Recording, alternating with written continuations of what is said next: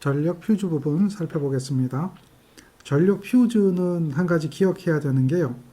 얘는 차단기와 다르게 퓨즈 자체가 사고를 검출하고 퓨즈 자체가 사고를 차단합니다.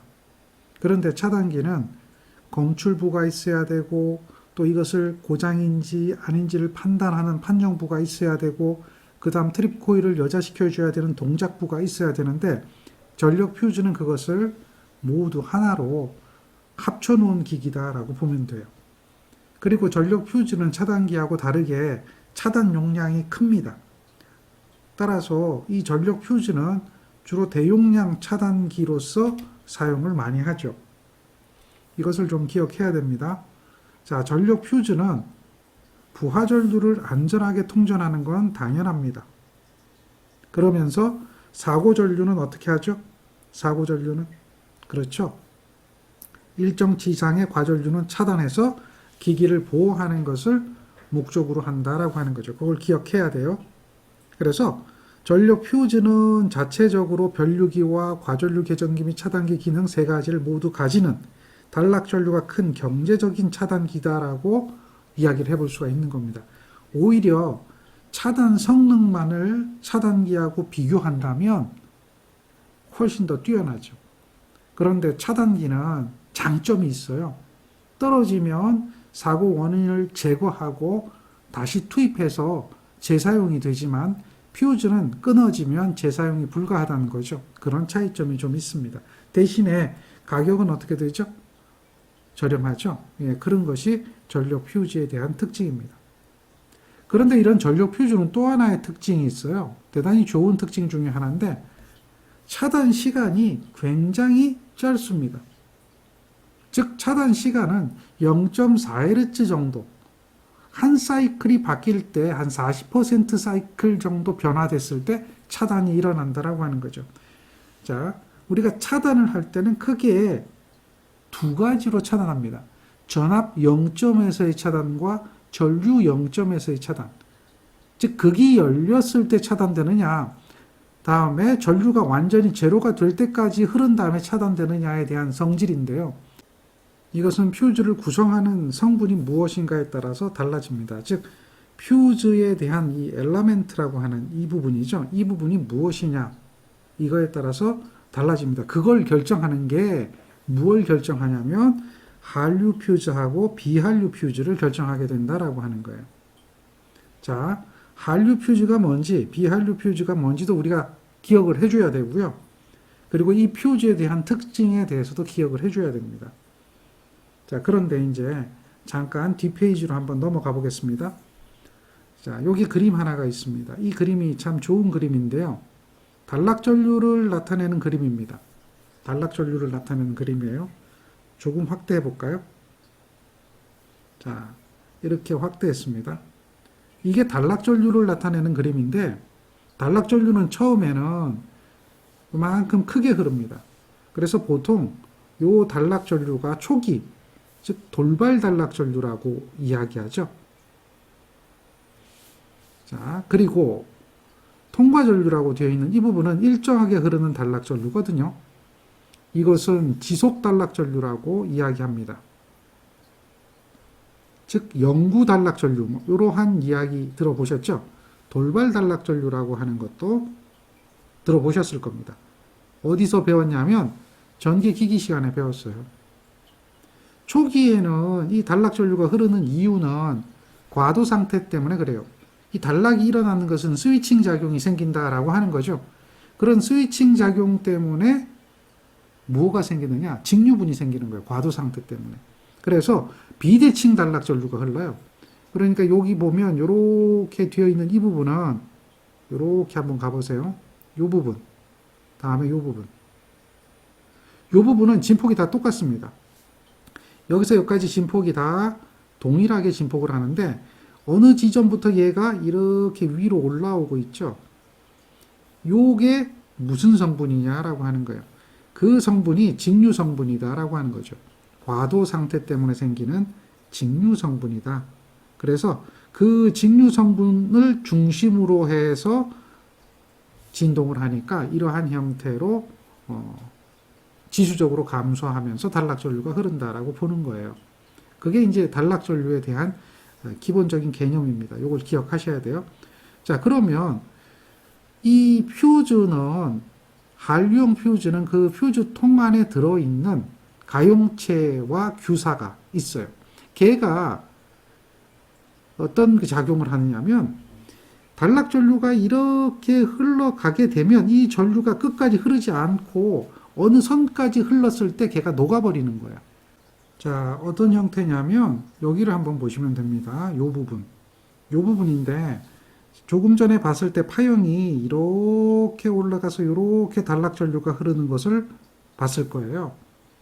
그런데 비한류형 퓨즈하고 한류형 퓨즈의 차이점인데, 이 한류형 퓨즈는 어떤 작용을 하냐면, 자, 여기 뭐라고 되어 있냐면 통과 전류의 파고값이라고 되어 있어요. IP1이라고 되어 있는 이 부분. 자, 이 통과 전류의 최대값을 퓨즈를 설정하는 거죠. 얘는 세팅하는 겁니다. 선정을 하는 거예요. 이렇게 선정을 하게 되면 이거는 이제 우리가 고장 계산을 해서 선정하는 거 기억하시죠? 네, 고장 계산. 그래서 이걸로 선정을 하면, 자, 이 값의 전류가 흐르는 거죠. 단락이 일어나 버리면 여기서부터 전류가 점차 증가하면서 흘러가는 거예요. 이렇게 흘러가다가 통과 전류의 파고값에 딱 도달하잖아요. 그러면 거기서 녹아버려요. 녹아버리면서 무엇이 생기냐면 전류를, 이것을 차단하는 그런 능력이 생깁니다. 녹아서 끊어지니까. 녹아서 극이 열리죠. 끊어지기 시작하는 순간에, 우리가 끊어진다라고 하잖아요. 요 순간에 퓨즈는 용단이 되는 겁니다. 용단이 되는 순간에 전압은 얼마가 되죠? 그 퓨즈 끊어지는 그 부분, 전압. 끊어졌으니까 전압이 얼마가 된다? 0이 되는 거예요. 끊어졌으니까. 그때 이제 전류가 흐르지 않고 아크를 꺼버리는 거죠. 끊어져도 아크가 계속 지속되면 전류가 흐르는 건데, 아크가 생기지 않도록 이 한류형 퓨즈는 작용을 합니다. 그래서 아크를 꺼버리니까 전류가 흐르질 않아요. 그래서 전류가 급격히 감소해서 흐르지 않는 형태가 되는 겁니다. 그래서 이러한 차단을 전압 0점에서 차단한다라고 하는 거예요. 이렇게 전압 0점 차단을 하게 되면 차단 시간이 굉장히 짧아요. 얼마 정도 되죠? 전 차단 시간은 0.5 사이클 미만이고 0.4 사이클 아크 시간이고, 뭐 이렇게 굉장히 짧게 차단을 하게 되는 거죠. 따라서 이렇게 짧게 차단을 하다 보니까 이만한 전류가 흐르지 않게 되는 거죠. 그만큼의 최대값이 줄어들게 되잖아요. 그래서 이렇게 최대값이 줄어들게 되는 그러한 상태를 뭐라고 하냐면 한류형 퓨즈다라고 이야기를 하는 거예요. 자, 한류형 퓨즈는 그래서 이러한 성질 때문에 차단 용량이 대단히 크게 나타나는 것 중에 하나가 특징입니다. 그런데 비한류형 퓨즈는 어떻게 되느냐? 자, 이 그림을 한번 보세요. 똑같은 작용을 해요. 그런데 얘는 이렇게 통과 전류 최대값을 여기다 설정을 동일하게 하면 이게 이제 세팅 값이라고 하는 거예요. 똑같이 선정을 했다고 봅시다. 여기다 선정을 하면 이렇게 전류가 요 순간까지 흘러오는데, 그러면 이제 용단이 되죠? 용단이 되는데 그 용단 시점에 아크가 생깁니다. 근데 그 아크가 지속이 돼요. 아크가 지속이 되기 때문에 이 전류가 계속 흐르는 거죠. 계속 흘러서, 자, 최대값을 지나서 내려오게 되죠. 언제까지 아크가 흐르냐면 요게 전류가 0점이 될 때까지, 반사이클을 완전히 넘어설 때까지, 전류가 0점이 될 때까지, 그때까지 아크가 지속이 되는 거예요. 그래서 전류가 0점이 되면 그때서야 차단이 되는 거죠. 그러니까 요거는 우리는 뭐라고 하느냐? 전류 0점 차단이라고 하는 겁니다. 이해되죠? 아크가 지속이 된다는 거예요. 그 성질이 그렇습니다. 그래서 전류 0점 차단이다. 원래 얘는 이제 그 사이클을 보면, 여기 좀 보세요. 반사이클처럼 보이지만 실제는 여기를 보면 반사이클이 아니죠. 원래는 이제 여기쯤 왔을 때가 반사이클이죠. 그런데 이렇게 보세요. 이게 반사이클이잖아요. 근데 이게 반사이클보다 좀 더 크죠. 이렇게 보세요. 이렇게 하면 여기서 한 사이클 되죠. 여기까지. 그러니까 이 부분도 있고 이 부분도 있으니까 반사이클보다 더 크죠. 그러니까 전류가 조금 더 길게 갑니다. 길게. 그래서 전 차단 시간이 이 한류형 퓨즈보다는 길다는 얘기죠. 한류형 퓨즈보다는 좀 더 길다. 이렇게 되는 겁니다. 그래서 얼마 차이가 안 나지만 얘가 파고값을 통과시키느냐, 파고값을 통과시키지 않느냐, 이거에 따라서 한류형 퓨즈냐, 비한류형 퓨즈냐 이렇게 구분하는 거죠. 지금 여기는 이 통과전류 파고값은 설정치보다는 어떻게 되죠? 높게 나타나고 있다. 얘가 통과되기 때문에 전류 제한 효과가 없어요. 그래서 비한류다라고 이야기하는 거죠. 보통 비한류형 퓨즈는 어떤 거냐라고 하면 어떤 거죠? 여러분들 대표적인 거 COS죠. 자, 차단기는 그러면 어떻게 차단하느냐? 이렇게 보세요. 요거는 이제 그 8사이클 차단기라고 이야기하죠. 8사이클 고압 차단기입니다. 이게 8사이클이라고 하는 것은 정격 차단 시간이에요. 정적 차단 시간이에요. 우리가 이제 배울 때 정적 차단 시간이라는 것, 이거 어떤 거예요? 개극 시간, 아크 시간, 이게 두 개 더해주죠? 기억할 겁니다. 자, 전력공학 시간에 배웠던 것도 기억할 거고요. 자, 정격 차단 시간이라고 하는 게 있어요.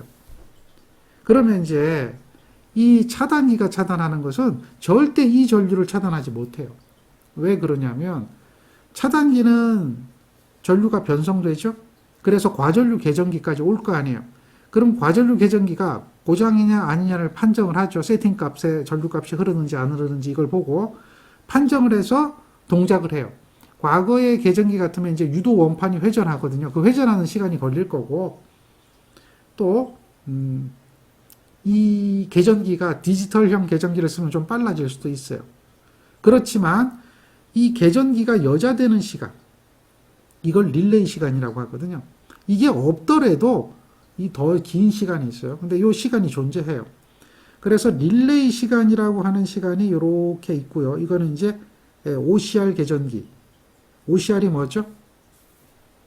OCR이 과전류 계전기죠.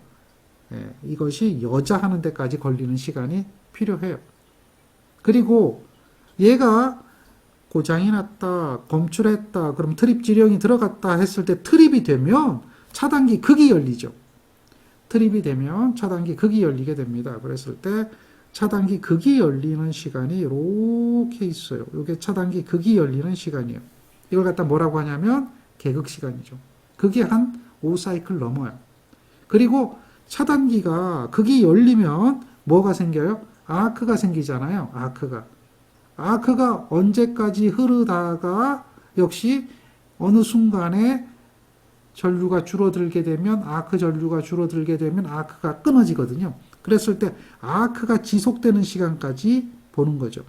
이랬을 때 이 개극 시간과 아크 시간의 그 합을 보면 얘가 7사이클, 8사이클 되는 거예요. 이게 개극 시간과 아크 시간의 합, 요 정도가 지금 이 8사이클 이렇게 나타난다라고 하면 차단기는 절대 이 전류를 차단할 수가 없는 거죠. 그러니까 차단기는 이 전류를 통과시켜야 돼요. 얼마 동안에? 8사이클 동안에 이 전류를 통과시켜야 돼요. 그러면 차단기는 반대로 얘기하면 이렇게 큰 고장 전류가 들어오는 것을 차단기는 8사이클 동안에 견뎌야 된다는 거죠.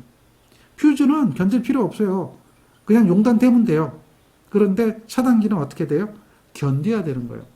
그래서 이 차단기는 프레임 암페어라고 하는 게 있어요. 견디는 값. 정해진 시간 안에 충분히 견뎌줘야 되고 나중에 그 전류를 차단해야 된다는 거죠. 이게 퓨즈하고 차단기의 차이예요. 그래서 차단기는 차단 시간이 느려요. 그렇지만 퓨즈는 차단 시간이 한류형이든 비한류형이든 굉장히 빠르게 차단을 하고 있다라고 하는 거예요. 그런 특징을 기억해 줘야 됩니다. 자, 그렇다면 이 퓨즈 중에서 특히 이제 한류형 퓨즈라고 하죠. 이런 한류형 퓨즈에 대한 특징을 기억해야 돼요. 한류형 퓨즈는 전압 0점 차단입니다. 전압 0점 차단이에요. 그러면서 특징이 있죠. 시험 문제 나옵니다. 한류형 퓨즈에 대한 특징 이거 나오니까 이런 것들은 기억을 해주세요. 자, 요거는 관연도입니다. 써라 그러면 써야 되겠죠. 소형으로 큰 차단 용량을 갖습니다. 그래서 소형으로 차단 용량을 크게 차단할 수 있고요. 단락전류 제한 효과가 있습니다. 그 다음 차단 시간이 짧아요. 이 이야기는 어떻게 되죠? 변화량이 생기잖아요. DT분의 DI 뭐 이렇잖아요. 그러니까 과전압이 발생하는 겁니다. 기울기가 급격해지니까 과전압이 발생해요. 이 이해를 잘 못한다면 이런 거 잠깐 생각하면 돼요. 우리는 이제 이 과전압에 생기는 이유는 시간이 짧으면 전압이 높아진다라고 하는 이유를 모른다면 이거 전자유도 법칙 한번 간단하게 생각을 해봐요. 이해되죠? 이 시간이 작으면 이 전류는 조금만 흘러도 전압은 굉장히 많이 흐르죠. 많이 생기죠. 그렇죠? 요거를 적용하는 겁니다. 이해되죠? 이게 dt분의 di, dt분의 d파이 다 똑같아요. 시간이 짧으면 전압은 어떻게 된다? 높게 나타난다. 그래서 차단 시간이 짧을수록 과전압이 발생합니다. 뭐에 비해서? 차단기에 비해서. 그리고 최소 차단 전류 영역이 있어요. 차단이 안 되는 전류가 있을 수 있다는 거예요. 예, 당연하죠. 용단이 안 되면 차단이 안 되니까. 그 다음에 전 차단 시간이 짧아요. 전 차단 시간이 짧아요. 그래서 전압 0점 차단이 된다. 전압 0점 차단이 된다. 뭐 이러한 이야기를 하는 거죠. 비한류형 퓨즈는 전류 0점 차단이에요. 그래서 뭐보다 차단 시간이 길어요? 한류형 퓨즈보다 차단 시간이 길어요. 그러다 보니까 과전압이 발생되지 않는다라기보다는 과전압의 발생이 적다. 뭐 이렇게 이야기할 수 있죠. 그리고 얘는 반드시 차단이 되기 때문에 과부하 보호가 가능한 거예요. 차단이 안 되는 영역이 이 한류형 퓨즈는 존재했지만 얘는 다 차단이 됩니다. 따라서 과부하 보호가 가능하다. 대신에 한류 효과가 적다라고 하는 거죠. 요게 특징이에요. 그래서 전류 0점 차단하는 거하고 전압 0점 차단하고 다르다. 이 퓨즈를 구성하는 물질에 따라서 그 특성이 다르게 나타난다라고 하는 거죠. 이해되죠? 그래서 우리는 이 퓨즈에 대한 개념을 잘 이해하고 가셔야 돼요. 자, 퓨즈 한번 보세요. 이렇게 생긴 게 퓨즈죠? 예. 충분히 이해가 될 겁니다. 그 다음 퓨즈를 선정을 하잖아요. 우리가 이제 퓨즈를 선정을 합니다. 선정을 할 때 다음과 같은 사항을 고려해야 된다라고 하죠. 퓨즈 선정 시 고려 사항 역시 관연도 출제됐던 내용이죠. 자, 여기서 관연도라고 하는 것은 문제은행에 있다는 이야기입니다. 문제은행에 있다라고 하는 거예요. 최근 몇 년치에 없어도 문제은행에 들어있는 내용이에요. 여러분들은 공부를 할 때 뭐 10년치만 본다, 20년치만 본다 그러고 시중에 나와 있는 책은 1988년부터 아마 수록된 게 가장 많이 수록된 책일 텐데 사실 그 88년 이전에도 역시 문제가 있거든요. 문제은행에 들어있어요. 그때 출제됐던 문제가 지금 출제돼도 아무 문제 없는, 논란의 여지가 없는 문제가 되는 것들도 상당수 많습니다. 그래서 여러분들이 처음 보는 문제가 이거 처음 봤는데 언제적 문제야? 뭐 새로 만들었나가 아니라 그때 있는 문제가 지금 나오는 것도 상당수가 있습니다. 자, 법이 바뀌면 뭐 개정이 되어진 법을 적용하면 되죠. 그러니까 문제가 항상 새로운 문제다, 처음 보는 문제다라고 해서 이건 신출이다가 아니라 다 문제은행에 들어있는 문제들이고 과거에 출제됐던 문제도 다수 있습니다. 참고하시고, 자, 여기에 선정시 고려사항 이것을 써라 그러면 얘는 뭐예요? 한류 휴즈입니다. 우리가 이제 전력 휴즈라고 하는 것은 전력 휴즈죠. 파워 휴즈. 얘는 단락 보호용으로 사용합니다. 얘는 단락 보호용입니다. 과전류 보호용이 아니에요. 그러다 보니까 얘는 무슨 퓨즈입니까? 한류 퓨즈입니다. 이제 한류 퓨즈가 어떤 건가를 알 수가 있을 거예요. 한류 퓨즈가 뭔지 모르면 이제 이야기를 할 수 없는 거죠. 그래서 한류 퓨즈이기 때문에 과부하에 대해서는 동작을 하지 않는 그런 성질을 가지고 있기 때문에 과부하에 대해서 동작하지 말아라 이렇게 이야기를 하고 있습니다. 자, 정리를 해야 돼요. 과부하에 의해서 동작하지 말아라. 그리고 여자 전류에 의해서 동작하지 말아라. 여자 전류, 여자 도립 전류. 자, 변압기를 전원에 투입하는 순간에 전류가 갑자기 많이 흘러요. 왜냐하면 걔가 자기를 만들 때 급격하게 전류가 흐르게 되거든요. 그걸 여자 도립 전류라고 해요. 그리고 나서 수초 후에 이제 안정된 전류로 줄어들게 되는데요. 자, 이 여자 도립 전류가 순간 흐를 때 퓨즈가 끊어지면 안 된다는 겁니다. 열화되어서도 안 돼요. 예, 그런 특징을 가지고 있죠. 그 다음 전동기 기동 전류도 순간적으로 많이 흐르죠. 그거에 의해서도 동작하지 않아야 돼요. 충전기라고 하는 것은 이제 배터리 충전하는 거죠. 예비 전원 설비, 축전지 설비, 그거에 의해서도 순간적으로 흐를 수 있는 과도 전류에 의해서도 동작하지 말라는 이야기예요. 즉, 과도 전류에 의해서, 과도 전류에 의해 동작하지 않아야 된다.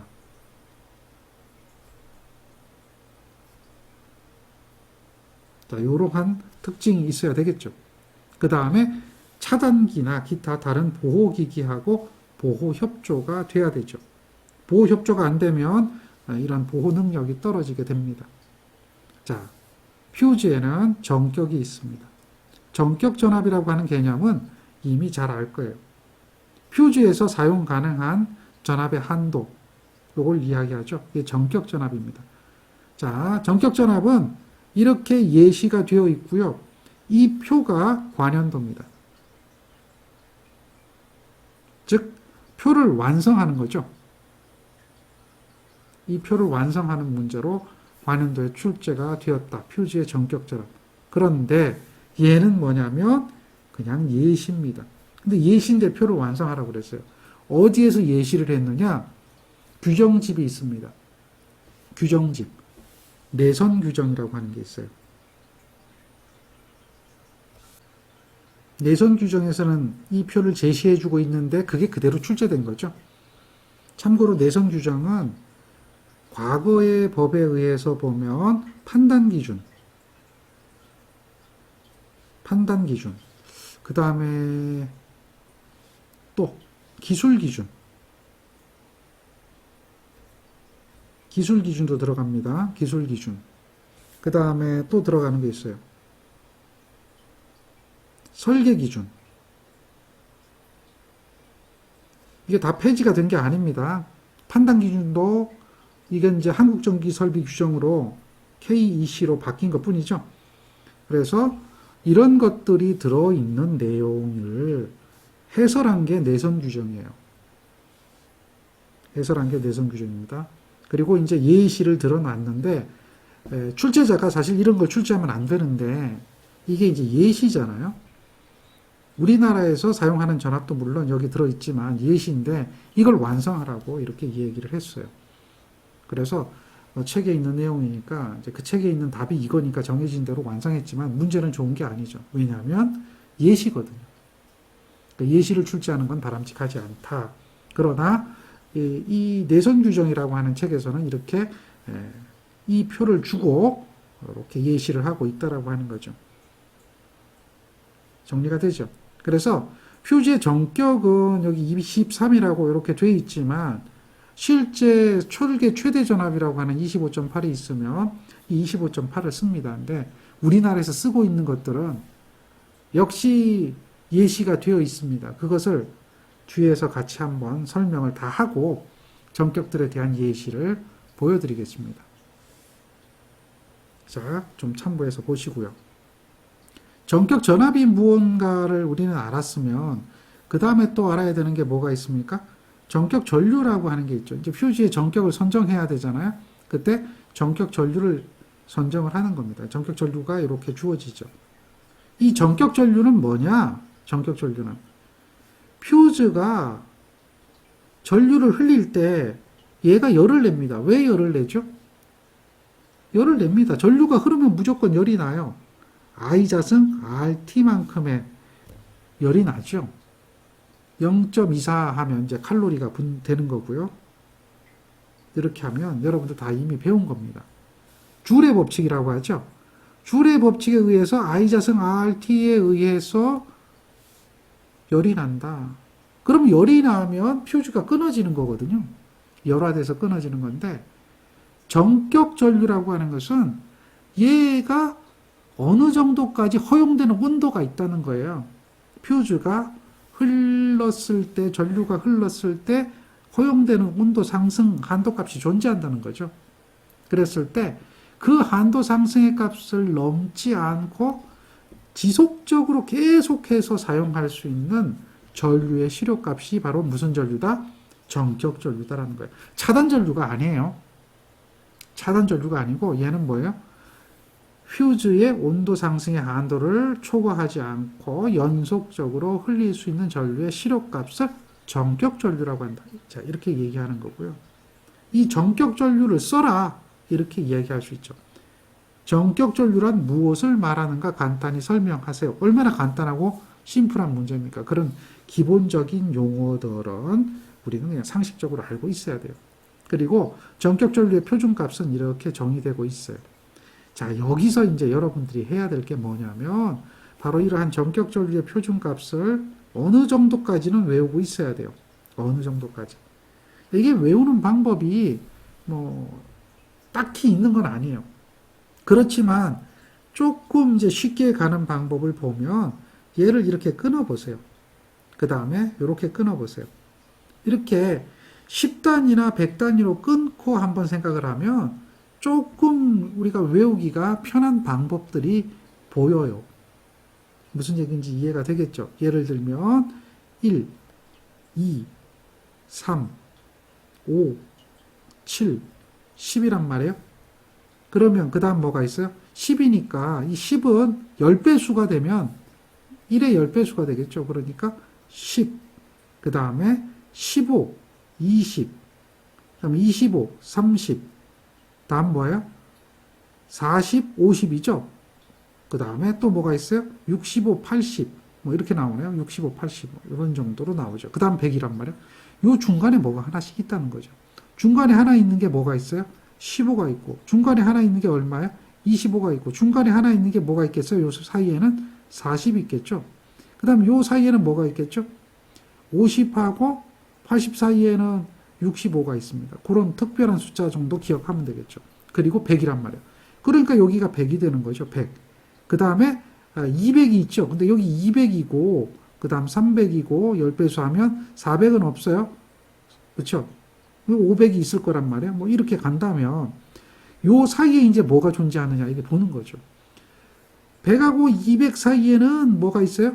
125가 있고 150이 있고, 자 200하고 300 사이에는 250이 있고, 300하고 뭐 500 사이에는 400이 있고, 이렇게 해가지고 그 사이 값을 기억하는 거죠.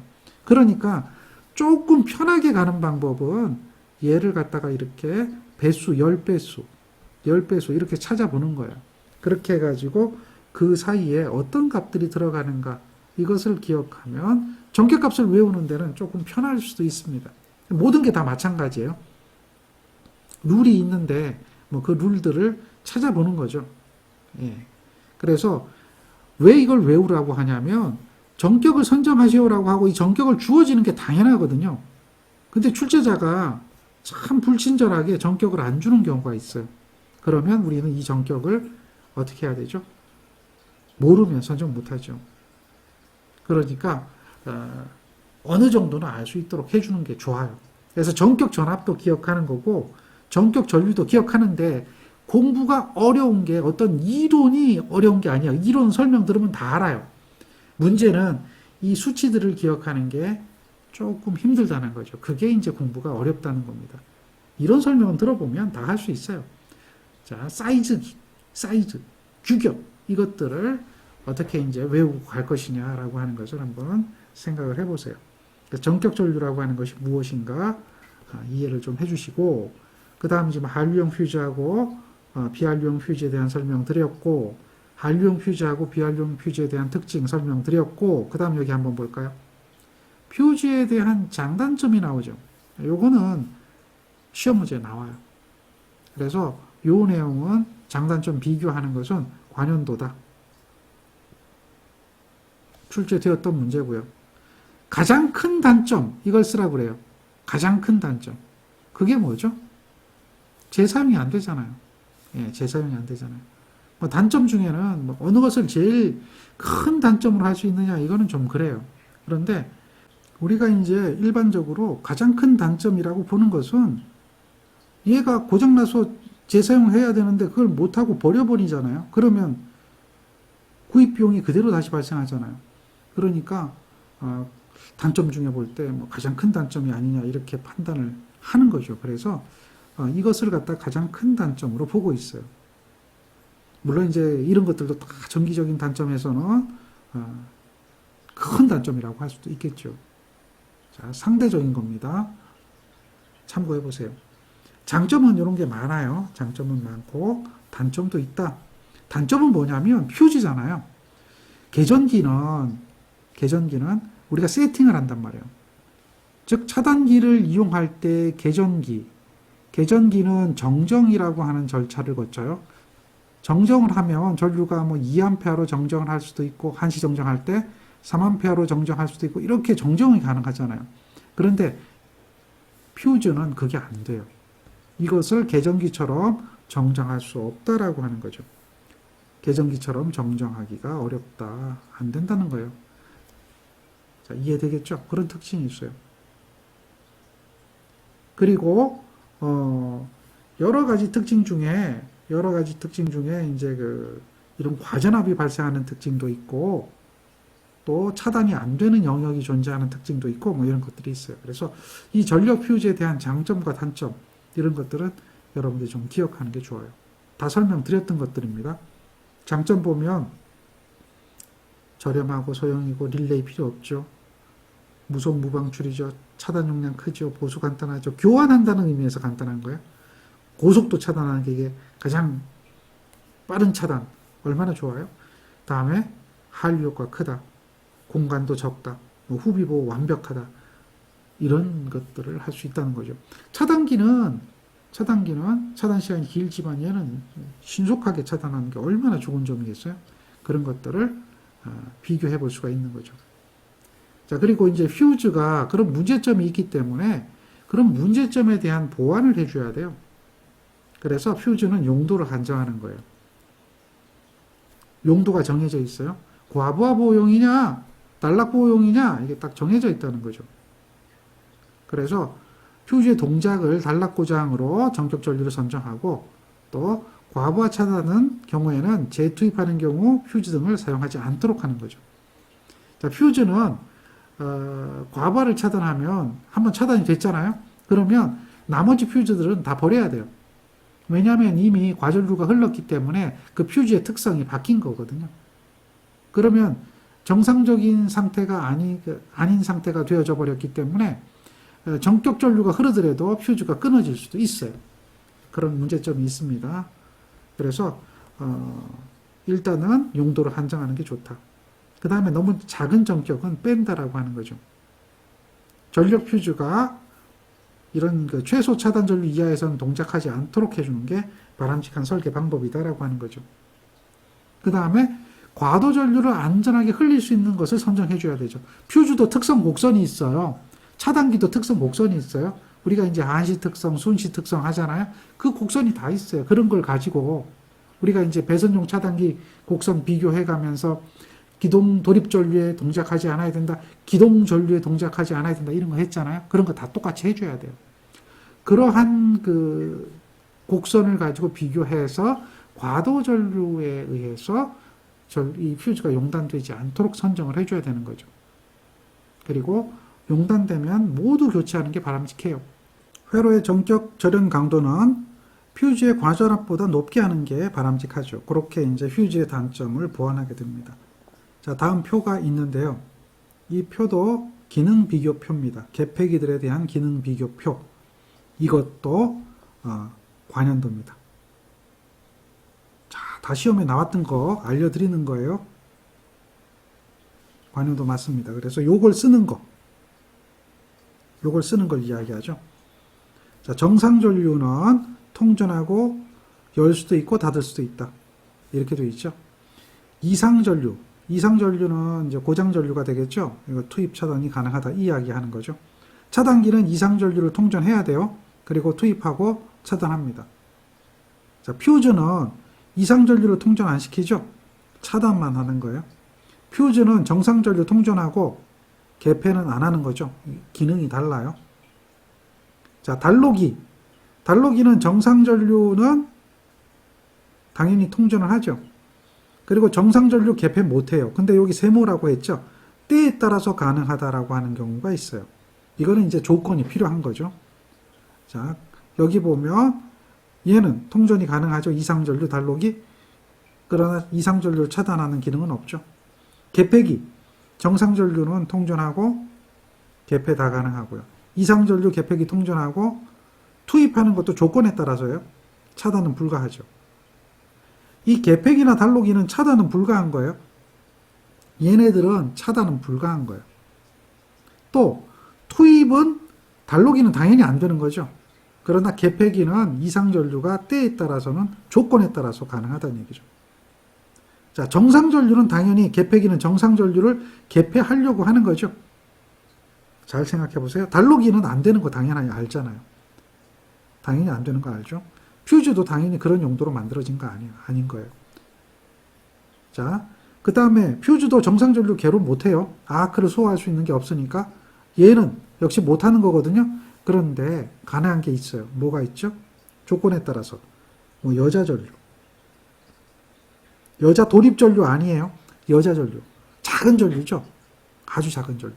이런 여자전류나 또는 뭐죠? 무부하 전류. 아주 작은 전류죠. 네, 이런 무부하 전류, 이런 것들, 아크가 생기지 않는 전류, 이런 것들은 개가 가능하죠. 폐는 안 돼요. 개만 가능한 거죠. 이해되겠죠? 자, 이런 것들을 기억해야 돼요. 그래서 이런 표가 주어지면 무엇을 써라 그랬냐면 지금 표시한 이 부분을 쓰는 거예요.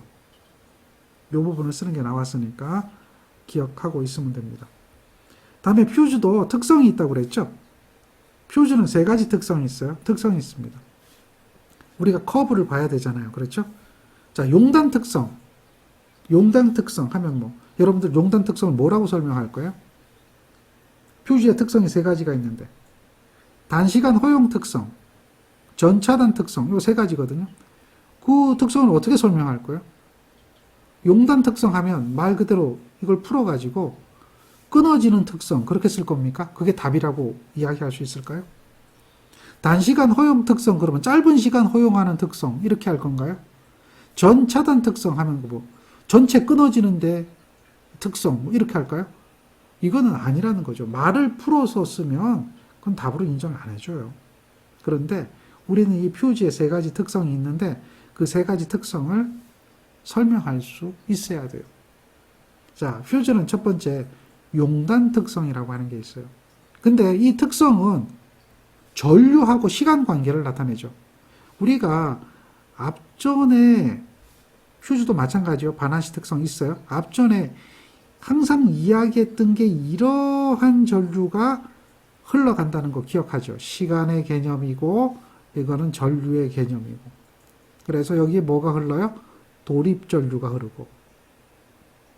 이런 걸 가지고 퓨즈를 이렇게 선정을 하잖아요. 얘가 퓨즈의 특성 곡선이잖아요. 자, 만약에 퓨즈의 특성 곡선이 이렇게 선정이 된단 말이에요. 이렇게. 그러면 어떻게 될까요? 이렇게 선정이 되면 이건 이제 똑같은 그래프예요. 근데 시간에 따라서 선정을 하게 돼 있는데 만약에 이 빨간색이 아니라 파란색으로 선정한다면 이 순간에 어떻게 되죠? 용단이 된단 말이죠. 여기서 용단이 되면 퓨즈는 역할을 못하는 거예요. 그래서 그런 것들을 우리는 시간과 전류의 관계로 나타내는 특성이에요. 항상 퓨즈의 특성을 이야기할 때는 배선용 차단기도 마찬가지지만 전류와 시간과의 관계를 나타내는 특성인데 어떨 때 그 관계를 나타내는가?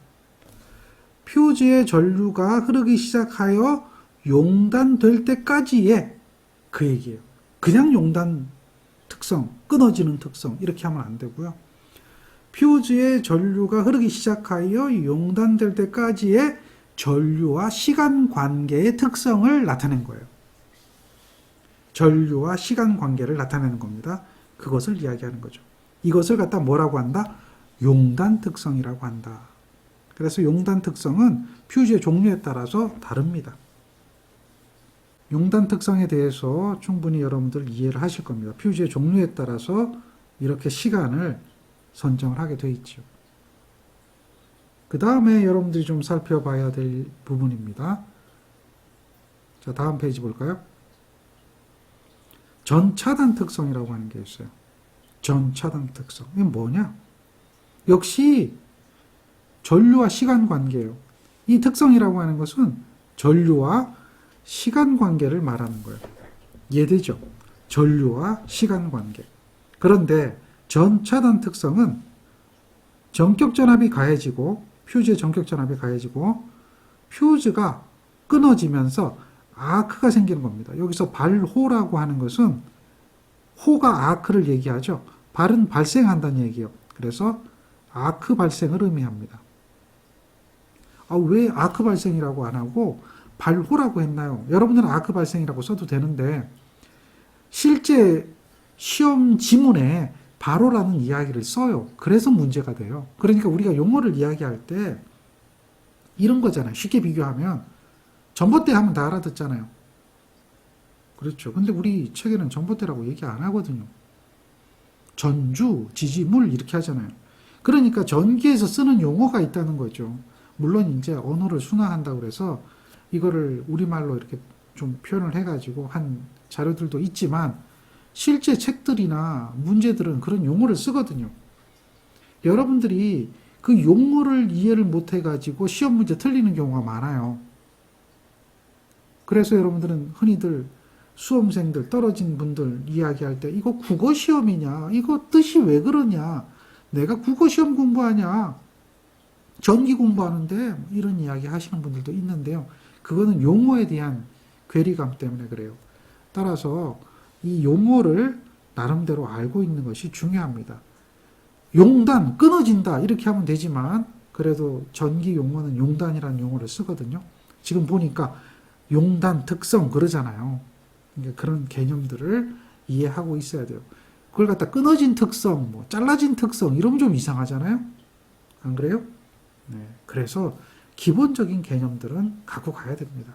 자, 퓨즈가 끊어지고 아크가 생기고 아크가 완전히 소할 때까지의 전류와 시간 관계를 나타낸 것을 전차단 특성이라고 그래요.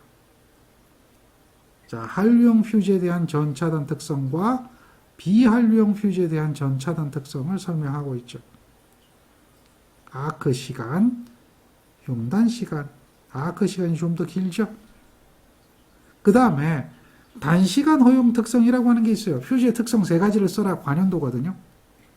관연도, 지금 이 제목을 쓰는 거예요. 그래서 자, 용단 특성. 다음에 전차단 특성. 그 다음에 단시간 허용 특성. 이 허용자 빠진 거하고 또 안 빠진 거하고는 달라요. 단시간 특성하고 단시간 허용 특성하고 또 다릅니다. 단시간 허용 특성. 요 세 가지를 퓨즈의 특성이라고 하죠. 퓨즈의 특성. 요 세 가지를 써라. 관연도예요.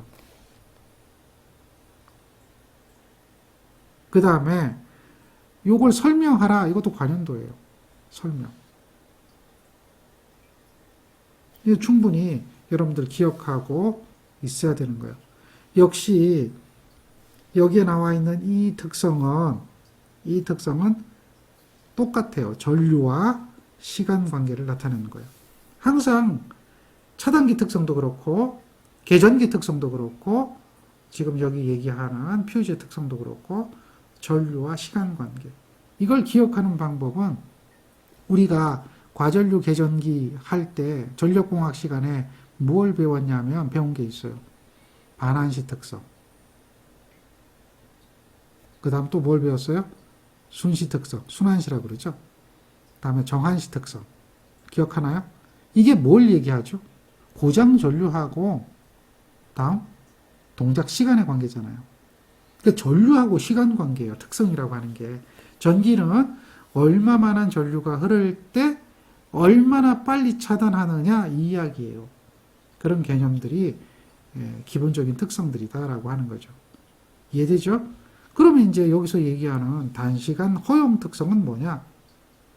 정해진 조건, 퓨즈를 쓸 때 정해진 조건에 맞게 써야 되죠. 정해진 조건에 안 맞게 쓰면 특성을 이야기할 수가 없어요. 그래서 정해진 조건으로 사용하는 경우 퓨즈가 열화되는 일이 없이 열화라는 얘기는 퓨즈가 망가지는 경우를 얘기하죠. 열화되는 일이 없이 그 퓨즈에 흐를 수 있는 전류와 시간 관계를 나타내는 특성 이렇게 하는 거예요. 짧은 시간 허용하는 특성 이거 아니라는 거죠. 실제 시험 문제에 나왔을 때 답안지 쓰는 사람 단시간 허용 특성이란 무엇을 말하는가 간단히 설명하시오 했는데 말 그대로 풀어서 짧은 시간 허용하는 특성을 말한다 이렇게 써놨고 이게 내가 정답이냐 아니냐 따지는 것은 공부를 안 하는 거라는 거죠. 그러니까 그렇게 하면 절대 안 됩니다. 아시겠죠? 자, 무엇인가 정확하게 기억해야 됩니다.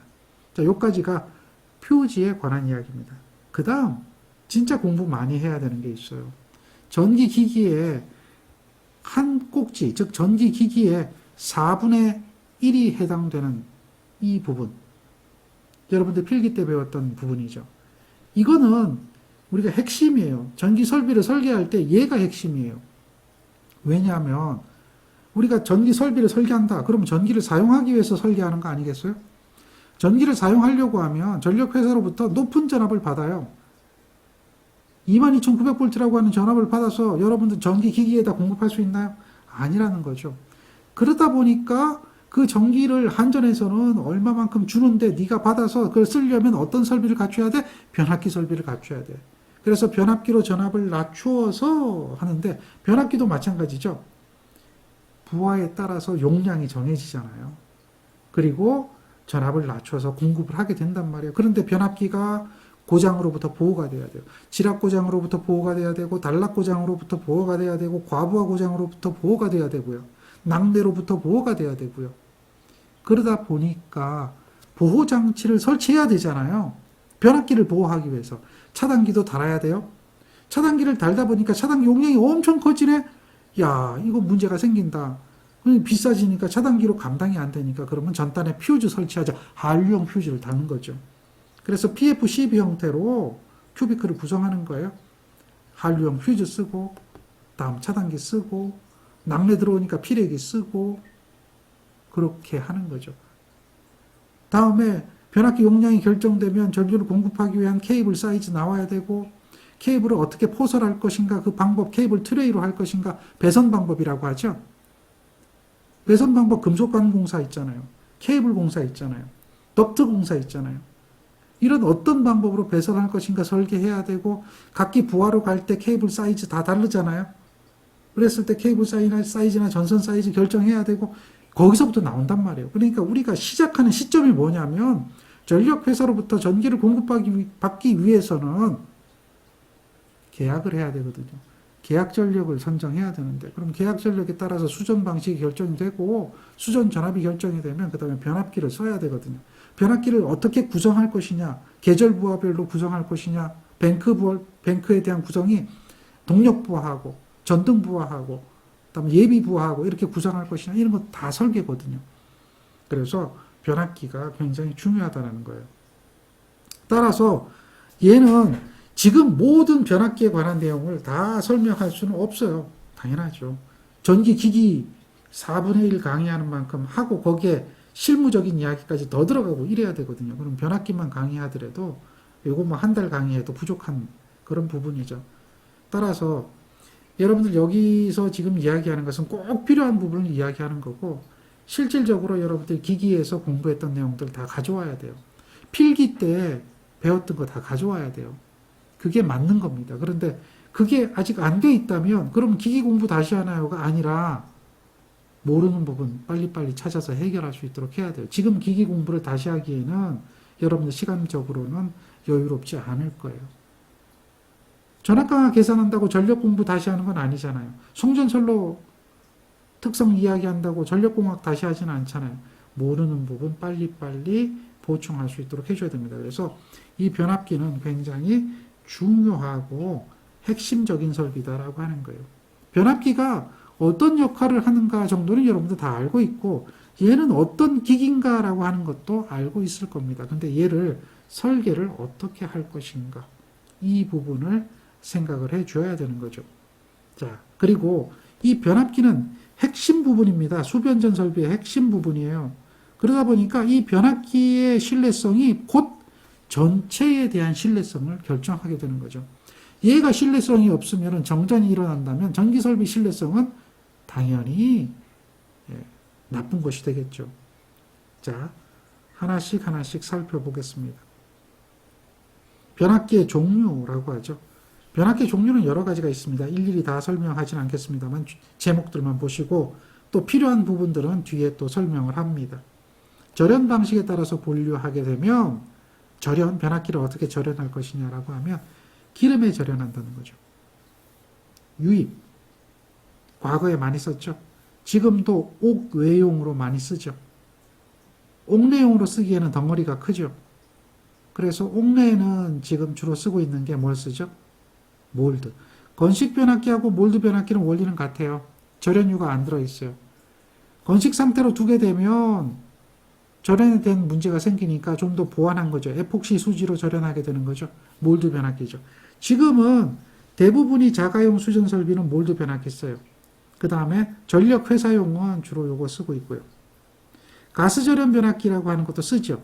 이것도 이제 요 유입 변압기를 대체하는 정도로 보는 거죠. 무슨 가스 쓰죠? 요거 사용하죠. 자, 이거에 대한 특성, 전력공학 시간에 배웠을 겁니다. 요거 특성 관연도입니다. 뒤에 이제 예제되는 문제들이 있지만 과거에 나왔던 문제들을 계속 설명을 드리잖아요. 그런 것들은 여러분들이 빨리빨리 체크해야 돼요. 자, 요 이야기 어디서 했었죠? 차단기에서 했었죠. 그 다음에 아몰퍼스 변압기라고 하는 게 있어요. 아몰퍼스 변압기는 아몰퍼스로 절연하는 거예요? 아몰퍼스로? 아니에요. 아몰퍼스 변압기는 얘는 규소광판을 대체하는 거예요. 규소광판 사용을 뭐로 바꾼 거죠? 아몰퍼스 메탈로.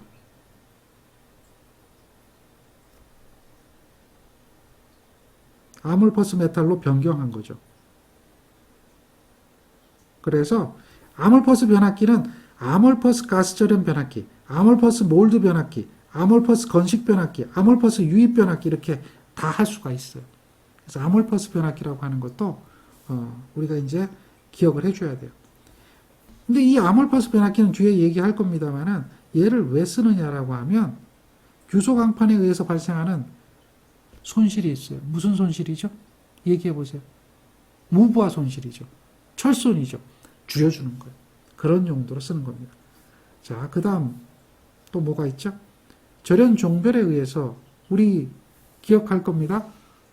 절연물의 종류 YAE, BFHC 나오죠. 변압기는 A종 절연 변압기가 있어요. 그 다음에 E종, B종, F종, H종, C종 이렇게 있습니다. 이 절연의 종류에 따라서 변압기를 구분하기도 하죠. 다음에 냉각 방식에 따라서 변압기를 분류하기도 합니다. 냉각 방식. 유입 잔행식부터 이렇게 유입 풍냉식. 그러니까 이 이야기는 뭐냐면 기름이 들어있다라고 하는 거죠. 그런데 별도의 냉각 장치가 없는 거예요. 스스로 냉각하는 거죠. 풍냉식은 팬을 달아주는 거예요. 팬을 달아서 바람을 불어주면 풍냉식이 되는 거죠. 잔행식에다 팬 달아주는 거예요. 순행식은 뭐죠? 물을 순환시키는 거죠. 방열기에다가 내부에 물을 순환시켜 가지고 냉각하는 겁니다. 순행식 있고 송유 하면 이제 기름을 순환하는 거죠. 기름을 순환하면서 스스로 냉각하는 거예요. 그냥 순환만 시켜주는 거. 기름을 순환하면서 어떻게 하죠? 그렇죠. 바람까지 불어주는 것이 있죠. 송유, 순행, 기름도 다음에 뭐예요? 물도 같이 쓰는 거죠. 자, 건식 잔행, 건식인데 절연유가 없다는 얘기요. 스스로 냉각하는 거고 건식인데 풍냉 이런 게 있죠. 자, 냉각 방식에 따라서 여러 가지가 있다는 이야기예요. 이해되겠죠? 자, 그 다음 권선 개수에 따라서 분류를 해보는 거예요. 권선 개수. 권선 개수에 따라서 분류해보면 뭐가 나오냐면 단권 변압기, 2권선 변압기, 3권선 변압기 이렇게 하죠. 보통 우리가 쓰는 변압기는 2권선 변압기예요. 단권 변압기도 있어요. 이건 권선이 하나인 거죠. 그런데 단권 변압기는 주로 이제 사용하는 용도가 뭐죠? 승합기라고 하는 거 기억합니까? 승합기. 이거 배웠어요? 안 배웠어요? 배웠죠? 승합기 용량 구하는 거. 나중에 하게 될 거예요. 승합기, 강압기 이런 용도로 주로 쓰고 있죠. 2권선 변압기, 3권선 변압기 하는데 3권선 변압기는 어느 때 써요? Y. 결선에 제3고주파 존재하죠. 그러니까 안정권선 쓰는 거죠. 델타로 쓸 때 3권선 변압기, 특수 변압기죠. 그 다음에 내부 철심 구조에 따라서 내철형, 외철형 구분하죠. 상수에 따라서 단상, 삼상으로 구분됩니다. 그 다음 거 볼까요? 탭절원 방식 나오죠. 탭절원 방식. 자, OLTC라고 하는 게 있어요. 부하시 탭 절원 장치, 온로드 탭 체인저라고 하는 게 있습니다. 온로드 탭 체인저. 이것은 뭐냐? 부하가 걸려 있을 때에 탭을 변환하는 거죠. 부하가 걸려 있을 때 탭을 변환하는 거다. 우리가 보통 이제 탭을 변환한다라고 하면 부하가 걸려 있지 않은 상태에서 탭을 변환하죠. 그것을 NLTC라고 하죠. NLTC. 이해되죠? 잠깐 변압기 그림을 한번 살펴볼게요. 자, 요게 이제 변압기 그림인데 한번 보세요. 뒤에 나옵니다. 몰드 변압기라고 하는 게 보이죠? 이게 몰드 변압기인데 여기에 확대를 좀 해볼게요. 자, 조금 더 확대해 볼까요? 여기에 보면 뭐가 보이냐면 이런 게 보이죠. 이게 뭐냐면 탭 체인저예요. 탭 체인저. 그런데 얘는 이거를 옮기게 되면 전류가 흐르는 상태에서는 옮길 수가 없잖아요. 그렇죠. 그래서 얘는 부하가 걸려있지 않은 상태에서 탭을 바꾸는 겁니다. 이해되겠죠? 그런 거예요. 그래서 NLTC라고 하는 거예요. NLTC. NLTC. OLTC라고 하는 건 좀 달라요. 아, 참고로 이거 본 김에 이런 것도 한번 볼게요. 여기 이렇게 짝대기가 3개 보이는데 이게 뭐 같아요? 짝대기 3개는 변압기의 1차 측 델타 결선이요. 1차 측에 대한 델타 결선을 얘기하고요. 이 몰드 변압기는 이 외부에 있는 이 코일이 있어요. 몰딩 되어 있는 그게 1차 측이에요. 그래서 여기에 이제 이렇게 부스바가 케이블이 연결되겠죠. 그렇게 연결돼서 1차에 전원이 공급되고 1차가 델타 결선이죠. 자, 2차 측은 이제 Y 결선으로 가는 거죠. 예. 몰드 변압기예요. 이게 3상이죠. 하나, 둘, 3개 있죠. 이렇게 되는 겁니다. 자, 다시 본문으로 돌아왔습니다. 자, 이런 부하시 탭 절원 장치는 이 조정 범위가 대략 한 10% 범위로 조정하게 되어 있다라고 이야기하고 있어요.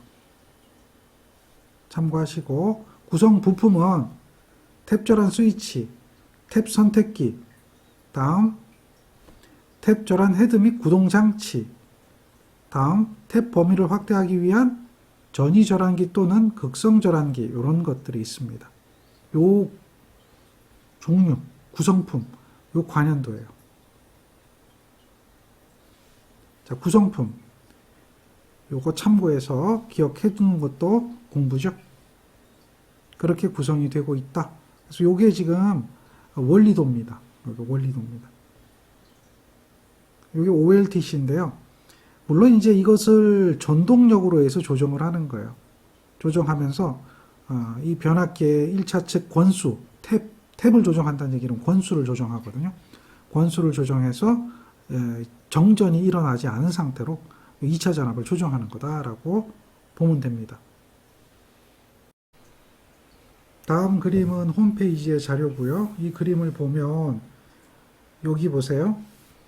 요 구동은 탭이 바뀌는 부분을 이야기하는데 이 구동은 전동력으로 의해서 가는 거고요. 자, 여기에 이제 권수비들이 1번, 2번, 3번, 4번으로 올라가면서 얘가 A, B로 움직이게 되는데 여기에 저항이 달려 있어서 개방이 되지 않도록 하는 거예요. 그래서 전류가 언제나 흐를 수 있도록 A에서 B로 가고 여기 닫아주죠. 자, B로 왔어요. 그러면 이제 전류가 이렇게 흘러가는 거죠. 열었어요. 그렇죠? 그러면 이제 이렇게 왔어요. 전류가 이렇게 흘러가는 거죠. 이 흐르는 방향을 이야기하는 거예요. 전류가 어떻게 흐르느냐. 이해됩니까? 이 부분을 잘 보세요. 자, 다시 보세요. 2번이 닫히면 이렇게 끊어지지 않고 와서 전류가 2번으로 흘러가고 3번을 열죠. 3번을 닫으면 자, 이렇게 끊어지지 않고 연결이 되고 이렇게 전류가 흘러가죠. 이건 저항이 달려있기 때문에 절대 끊어지진 않아요. 항상 전류가 흐르죠. 이런 원리를 가지고 있어요. 이게 어떤 원리냐면 바로 부하시 탭 전환 장치의 원리가 되는 거죠. 실제 외형은 이렇게 생겼어요. 여기 이런 외형을 가지고 있습니다. 그리고 여기 보면 전동력을 구동하는 모터가 있겠죠? 모터로 돌려주는 거예요. 모터로 요거를 회전하고 탭도 바꿔주고 하는 것이다. 그래서 이것이 NLTC, OLTC 이렇게 하는데 OLTC하고 NLTC를 구분해야 됩니다. 홈페이지에 있는 자료입니다. 홈페이지 어디 있냐면 학습 자료 있죠. 여기 학습 자료, 여기로 가서 검색하면 다 나옵니다. 정유현 자료도 여러분들 잘 활용을 한번 해보세요. 정유현 자료 안에도 많은 자료가 있고 학습 자료 안에도 많은 자료가 있습니다. 자, 동작 원리하고 그 다음에 실물을 좀 보셨죠? 그 다음 NLTC라고 하는 게 있다고 그랬죠? NLTC에 대해서도 한번 살펴보죠. 이게 NLTC, 이것은 수동으로 탭을 전환하는 장치다. 일반적으로 사용하는 방법이죠. 이 수동으로 탭 전환하는 방법은 뭐 주상 변압기 때 역시 탭 전환하는 방법 요거하고 같습니다. 특히 이제 요거 한번 살펴봐야 돼요. 탭을 바꾼다, 주상 변압기 탭을 바꾼다, 뭐 NLTC다라고 하는데 요 이야기에서 요 탭에 대한 전압을 구하라 하는 게 시험에 출제된 적이 있습니다. 우리 이제 문제 풀어봐야 돼요. 탭에 대한 전압을 구하라. 그런데 이거 어떻게 구하느냐라고 하는데요. 어렵진 않아요.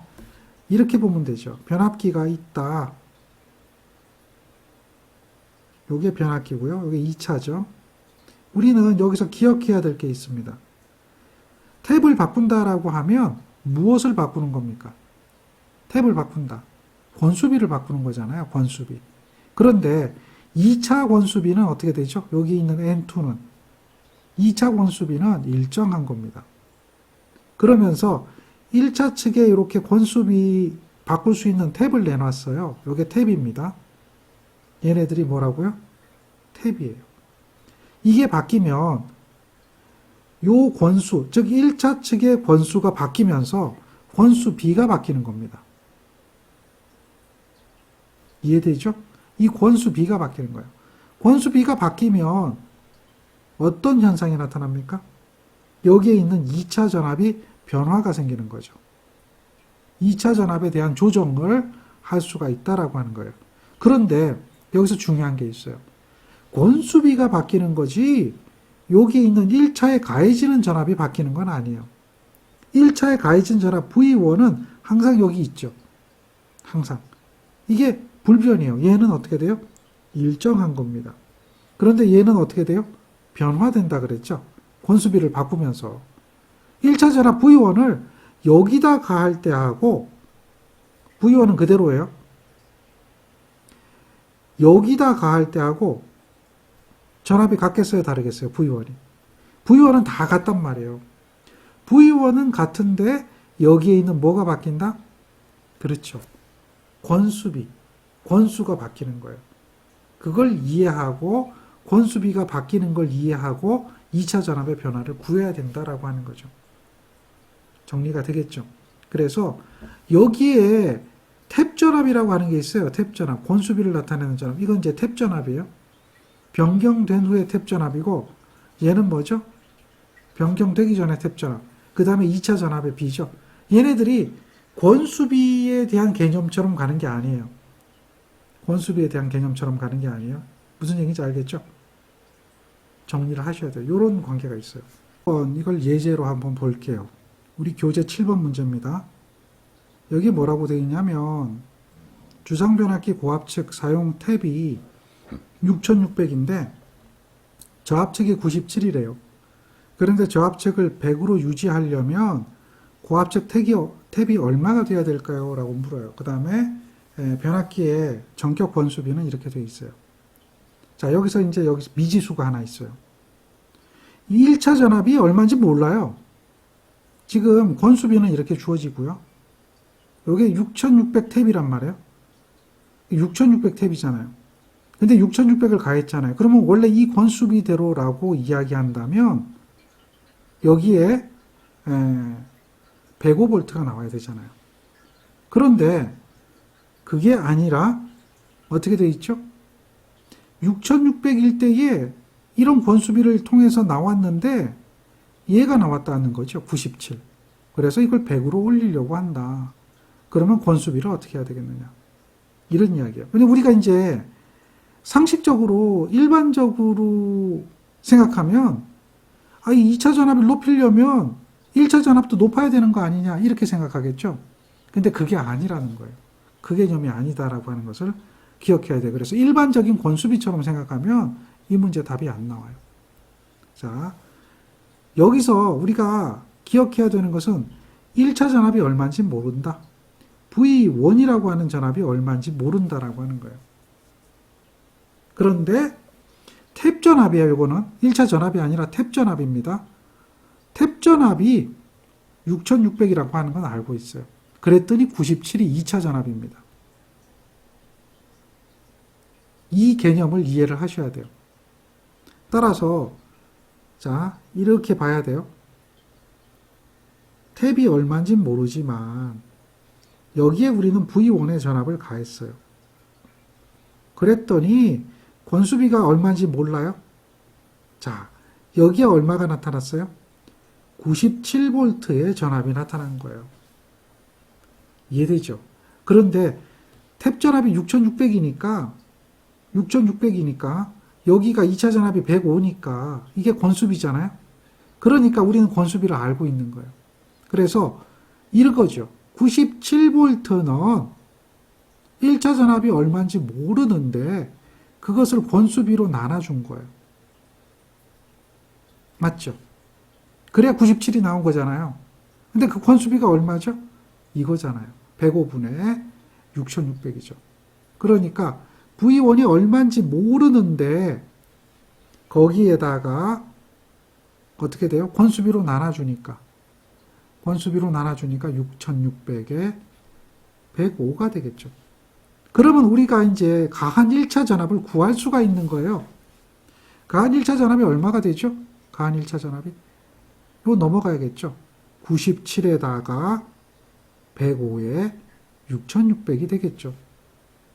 자, 그런데 이제 이 전압을 갖다가 여기 권수비가 얼마인지 모르는 여기에다 가하는 거예요. 권수비가 얼마인지 모르는 이 탭 전압에다 가하는 거예요. 탭 전압이 6600에서 얼마인지 모르는 그 탭 전압에다가 이 전압을 V1을 그대로 가하는 거예요. V1은 어떻게 돼요? 이것은 일정한 거예요. 기억해야겠죠? 생각을 하셔야 돼요. 그렇다면은 새로운 권수비가 되는 거 아니겠어요? 새로운 권수비? 새로운 권수비는 탭이 얼마인지 몰라요. 그래서 VT-가 1차 전압이죠. 2차 전압은 권수비가 그대로 변함이 없어요. 권수가 105예요. 얘는 그대로 일정해요. 이게 권수비예요. 이게 A-잖아요. 맞습니까? 새로운 권수비예요. 따라서 자, 요 1차 전압이 요리 온단 말이에요. 여기 가해지게 되면 그러면 새로운 권수비로 나눠주면 걔가 얼마가 돼야 돼요? 100V가 돼야 되는 거예요. 자, 잘 기억하세요. 그러니까 1차 전압 V1이 있는데 V1은 얼마였어요? V1은 97에다가 105에 6600이죠. 이게 1차 전압이에요. 자, 이 1차 전압을 어떻게 했다? 새로운 권수비로 나눠주는 거예요. 새로운 권수비로 나눠주는 거죠. 나눠준다는 얘기는 뭐예요? VT분의 105가 되겠죠. 곱해서 역으로 곱해주는 거죠. 이렇게 하면 얘는 얼마가 된다? 100이 된다라고 이야기하는 거죠. 100이 된다. 자, 여기서 이제 뭔가 없어지네요. 뭔가 없어지는 게 보여야 되죠. 요거 약분돼서 없어져요. 그럼 우리는 이 탭 전압을 구하게 되는 거잖아요. 따라서 그러므로 VT 탭 전압은 얼마인가 라고 하는 거죠. 이항하면 되겠네요. 요거 넘어가고 요거 이쪽으로 넘어가는 거잖아요. 넘어오니까 어떻게 돼요? 100이 밑으로 내려오죠. 그러니까 100분의 97에 곱하기 얼마요? 6600이죠. 이렇게 계산하면 되는 거예요. 요거 계산하면 얼마 나올까요? 계산기 눌러보세요. 계산해보면 6402V 나오죠. 딱 6402 떨어져요. 그러니까 탭은 얼마로 선정해 주면 되겠어요? 탭은 그렇죠. 그러므로 6400. 우리 이제 탭이 규격이 있어요. 6400V 탭 선정. 이렇게 이야기하면 되겠죠. 답이 그래서 얼마가 나와요? 6400V 탭이 되는 거예요. 요 식을 잘 보세요. 요 식. 요게 VT라는 식이죠. 그래서 여기 나타내는 이 식을 지금 이야기하고 있는 거예요. 뒤에 보면 답은 얼마가 돼 있어요? 6400을 표준 탭으로 한다. 답 6400. 정리가 되겠죠. 그런 내용들입니다. 자, 이 이야기가 바로 그 이야기입니다. 그래서 공식으로 외워도 좋지만 방금 예제 풀어준 것처럼 이렇게 풀어도 됩니다. 정리를 하셔야 됩니다. 이게 탭에 대한 거예요. 탭 값 얼마 선정할 것이냐? 다 관련도입니다. 그래서 그것을 정리해 줘야 됩니다. 자, 조금 전에 6400을 우리는 예제를 통해서 선정해 봤어요. 자, 탭 전압인데 이거는 지금 탭 전압이 6600V에 관해서 나온 탭을 보여주고 있는 겁니다. 참고하세요. 뭐 이거 외울 필요는 없어요. 이거는 규격이 주어져야지 맞는 이야기고요. 예, 상황에 따라서 좀 다릅니다. 자, 그 다음 이제 변압기 종류별 특징에 관한 이야기가 나옵니다. 자, 요 이야기는 다음에 계속하겠습니다.